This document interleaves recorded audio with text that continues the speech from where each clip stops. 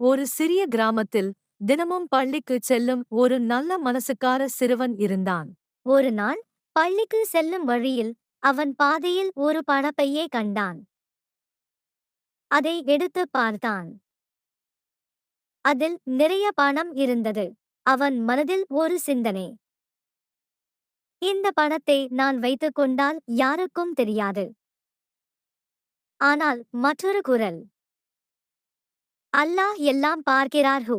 சிறுவன் உடனே முடிவு செய்தான். நான் சத்தியத்தை தேர்வு செய்கிறேன் ஹூ.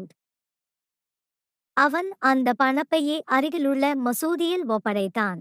சில நாட்களுக்குப் பிறகு அந்த பணத்தின் உரிமையாளர் மசூதிக்கு வந்தார்.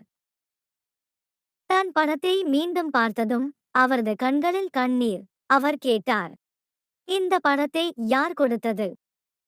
இமாம் அந்த சிறுவனை காட்டினார். அந்த மனிதர் சிறுவரின் தோளில் கை வைத்து சொன்னார், உன் நேர்மையை அல்லாஹ் ஆசீர்வதிப்பார் ஹூ. அவர் அந்த சிறுவரின் படிப்பு செலவை ஏற்றுக்கொண்டார். அந்த நாள் முதல் அந்த சிறுவன் வாழ்க்கையில் உயர்ந்தான்.